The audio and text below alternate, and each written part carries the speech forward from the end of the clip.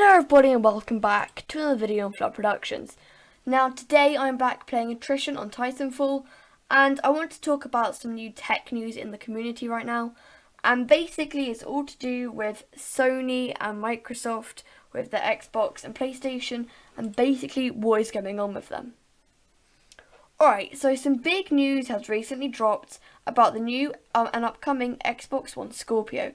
This is Microsoft's new console that was meant to be basically more powerful than Sony's PS4 Pro. But from what these leaks say, basically says that it won't be as powerful and it will not run the majority of games in native 4K, which was what pretty much was promised for the Xbox One Scorpio and has not been delivered. So we will get pretty much what the PS4 Pro is offering at probably about the same price. But I feel like the majority of people will still buy the PS4 Pro as they have more exclusives. But there is a chance Microsoft can bring it back because it might be a little bit more powerful than the PS4 Pro. So it will run more games at a native 4K resolution.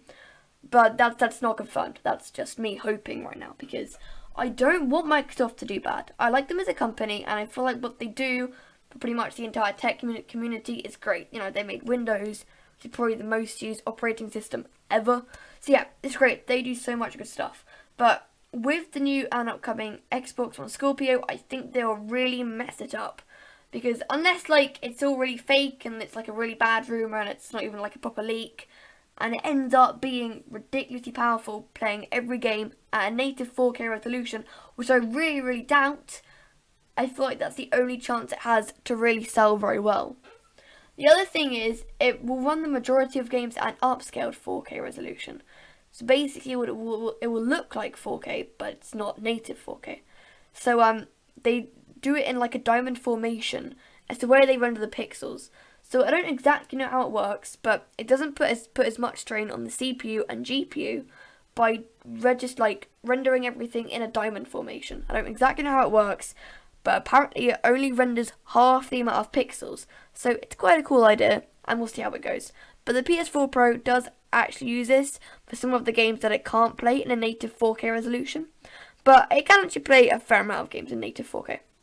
Apart from that, there's not a lot more to say about the Xbox One Scorpio. It should hopefully be good. We'll find out. Right, another thing is the Windows phones. So this wasn't like some big news. It was a pretty small thing, but basically they've cut support for Minecraft for the Windows 10 phones. So not for the Windows 10 PCs, but only for the Windows 10 phones. And they've basically done this because pretty much no one was playing it. And as that's probably one of the biggest mobile phone games ever, you'd expect a lot of people to be playing it, right? And they do on like Windows, on Apple and Android. But on Windows, no, there's like pretty much no player base, which is why they've cut support for it, because Mojang don't want to focus on doing it for a company that's not even really playing the game.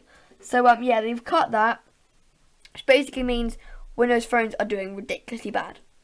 On a more brighter note, Resident Evil, the new horror game, is set to be a really good game, and hopefully, I hope it will do pretty well. I won't play it as I'm not old enough and stuff, but I don't even like horror games. But yeah, it's set to go pretty well.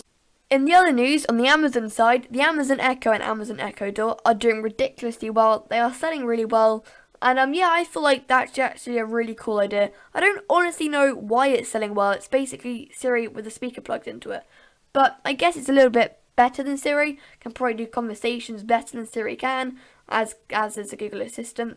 So yeah, it'll be interesting, because I've never actually tried it myself, but I'd like to try it out and see how good like Alexa actually is. Moving on to Star Wars, if you're a Star Wars Battlefront fan on my channel, then you'll be happy to hear that I will hopefully be buying Star Wars Battlefront 2 some point in the future, when it hopefully comes out pretty soon.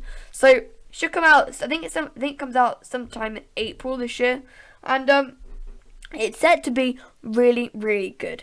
So they've learned loads from Star Wars Battlefront 1, because that hopefully adding a campaign, and they're basically going to add a bunch of better, more maps, more content, and hopefully a better season pass that's a little bit cheaper.